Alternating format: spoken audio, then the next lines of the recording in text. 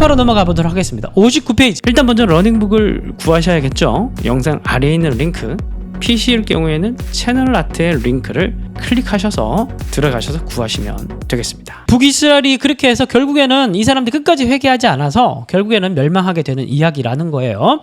그럼 누구를 통해서 북이스라엘의 멸망을 당하느냐? 아시리아를 통해서 멸망하게 됩니다. 아시리아의 수도는 니느웨죠. 저 양반들은 그냥 노략질, 약탈을 통해서 영토를 키워왔던 그런 이민족이었는데 골고루 저 터키 지역부터 해서 이집트까지 그리고 메소포타미아 전체를 다 지배하는 고대 근동 최초의 제국이 탄생하게 됩니다.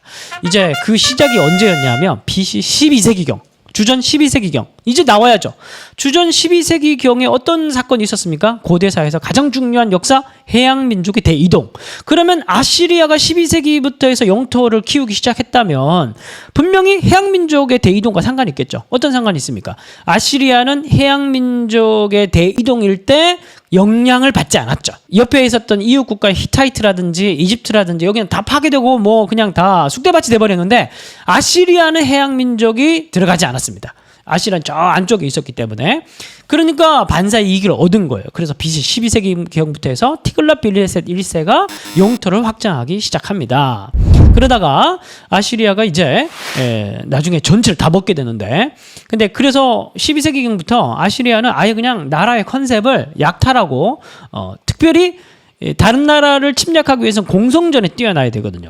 그래서 먼저 이 야만족, 굉장히 야만족이었는데 특별히 공성전을 하기 위해서 공성 무기를 개발하기 시작합니다. 이 공성 전차 이런 것들도 최초로 아시리아가 개발하기 시작하는데 바퀴가 6개 달리고 높이가 길이가 4.5m 뭐 이런 무시무시한 기계로 공성 기계로 주변 국가들 하나씩 다 점령해서 땅을 영토를 넓혀가기 시작합니다. 근데 이게 이제 거의 몇백 년 동안 이제 이루어지게 되는데 BC 841년에 예후가 아시리아의 침략에 굴복해서 조공을 바치고 있는 부조로 남아 있습니다.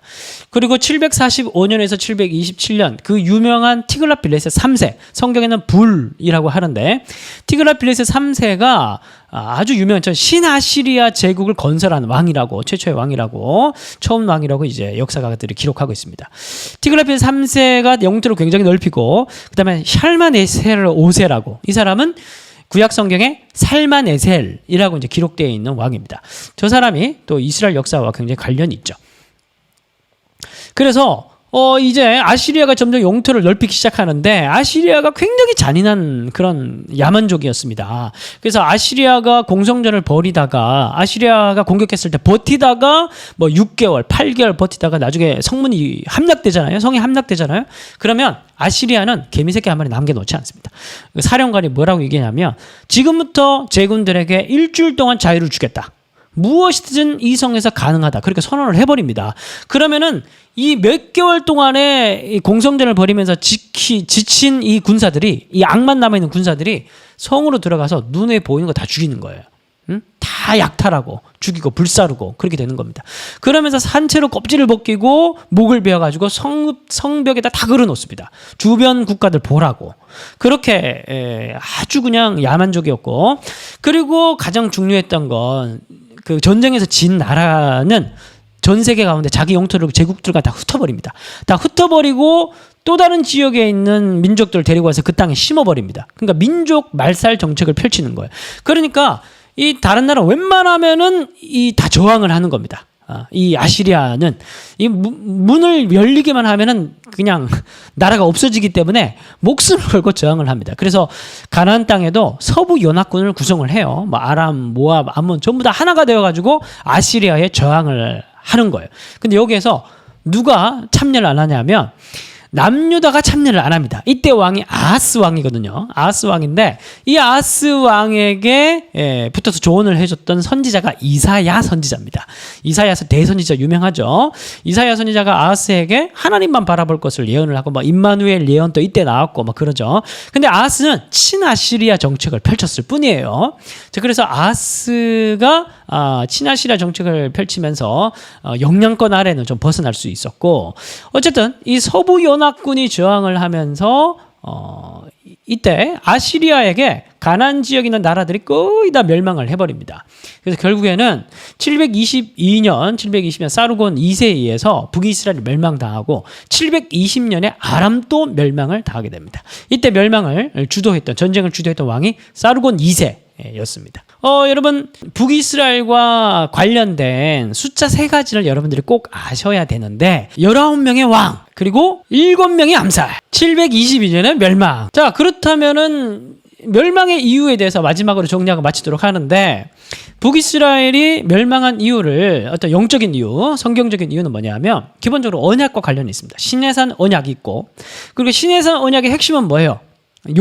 요약을 한 게 십계명이죠. 십계명은 바로 2가지로 나눠집니다. 하나는 하나님을 사랑하고 이웃을 사랑하는 거. 하나님을 사랑하는 것은 바로 2 조항에 있죠. 뭐냐면 우상 숭배하지 말라. 그리고 우상 숭배를 위해서 조각하지 말라. 한마디로 얘기하면 우상 숭배하지 말라는 거예요. 우상 숭배하지 말라. 그리고 3계명은 안식일인데 안식일도 사람을 위한 계명이죠. 그다음에 부모로부터 시작해서 쭉 이야기가 진행되는데 한마디로 얘기하면 이웃을 사랑하는 거. 그래서 사실은 신해산 언약의 핵심이 뭐냐면 하나님을 사랑하고 이웃을 사랑하라는 거예요. 그런데 여러분 이것을 북이스라엘은 못했죠. 그리고 이 목표가 왜 중요하냐면 이것이 하나님께서 이스라엘 백성들 가나안 땅에 데려간 이유입니다. 그죠? 제사장 나라, 거룩한 백성. 이게 핵심이에요. 하나님을 사랑하고 이웃을 사랑하는 거. 그런데 이것을 못하는 거에 대해서 2명의 선지자를 보내서 하나님께서 말씀하시는데, 호세아 선지자는 바로 북이스라엘의 어떤 부분을 지적하냐 하면 하나님 사랑, 그러니까 우상 숭배에 대한 부분들. 그리고 아모스 선지자는 또 북이스라엘 향해서 뭐에 대한 선지자냐면 이웃사랑, 사회적 정의, 이 2가지에 대해서 얘기를 하는 거예요. 그래서 여러분들이 다음 주 읽으셔야 될 본문이 호세아서와 아모스서입니다. 호세아서, 아모스 60페이지. 호세아서와 아모스서. 양은 많지 않습니다. 오늘 여러분들이 들었던 이야기를 바탕으로 해서 아모스는 바로 신해산 언약, 율법 중에서 중요한 하나의 축, 바로 사회적 정의, 바로 이웃 사랑에 대한 부분들. 호세아는 하나님의 사랑에 대한 부분들. 이 2 부분을 따로따로 지적하고 있는 선지서라는 걸 여러분 생각하시면서 읽어보시면 훨씬 더 여러분들이 이해가 잘 되실 겁니다. 필수적으로 필사하셔야 될 부분은 아모스서 2장 1절부터 8절까지입니다. 2장 1절부터 8절까지. 한번 64페이지 보면 모압의 24페이지 아모스서 2장 1절을 보면 차례차례 무슨 죄 때문에 멸망하게 되는지를 얘기를 해줘요. 1절에 보면 모압의 서너 가지 죄. 모압은 어떤 죄를 저질렀냐면 2장 2절을 보면 모압에 불을 보내리니 그리옷 궁궐이라고 얘기하죠. 여기가 바로 그모스 신전이 위치하고 있었던 지역입니다. 여기서 인신제사도 드리고 그렇게 했었어요. 자, 4절에 보면 남유다의 서너 가지 죄. 그런 남유다의 서너 가지 죄는 뭘까? 이는 그들이 여호와의 율법을 멸시하며 율례를 지키지 아니하고라고 얘기하죠. 결국 하나님의 백성들이 멸망하게 될, 심판당하게 될 기준은 뭐냐 하면 신해산 언약이죠. 신해산 언약, 율법이죠. 자, 그리고 6절을 보면 이제 드디어 이스라엘의 서너 가지 죄가 나옵니다. 이스라엘의 서너 가지 죄를 말미암아 그 벌을 돌이키지 아니하리니 이는 그들이 은을 받고 의인을 팔며 신 한 켤레를 받고 가난한 자를 팔며 힘없는 자의 머리를 티끌 먼지 속에 발로 밟고 티끌의 먼지까지도 탐한다는 거예요. 연약한 자의 길을 굳게 하며 아버지와 아들이 이렇게 쭉 얘기를 하는데, 8절에 보면 모든 제단 옆에서 전당 잡은 옷 위에 누우며 그들의 신전에서 벌금으로 얻은 포도주를 마십니다. 이 내용이 무슨 내용이에요? 재판에 관한 맥락입니다. 그래서 이 사람 힘 있는 자들이 재판을 독점을 해서 패소 후에 의인들을 아무런 죄도 없는 사람들 노예로 전락시키고 또 벌금을 매기고 무거운 세금을 매겨서 결국 사람이 팔려가고, 그런 어떤 사회적 정의가 무너져 있는 그런 상태에 대한 얘기를, 북이스라엘이 멸망하게 될 수밖에 없는 이유에 대해서 아모스 선지자는 얘기를 하고 있습니다. 자, 아까 제가 말씀드렸던 바로 그 맥락이죠. 아모스는 바로 이웃사랑에 대한 부분들. 다음 주부터는 남유다 멸망부터 시작해서 이제 중간기 역사로 들어갔다가 이제 신약으로 들어가게 됩니다. 이제 조금 더 분위기가 좀 달라지게 될 텐데, 전반부 잘 마무리하시고 여러분 과제 충실히 하시고 다음 주 또 해같이 밝은 얼굴로 뵙도록 하겠습니다.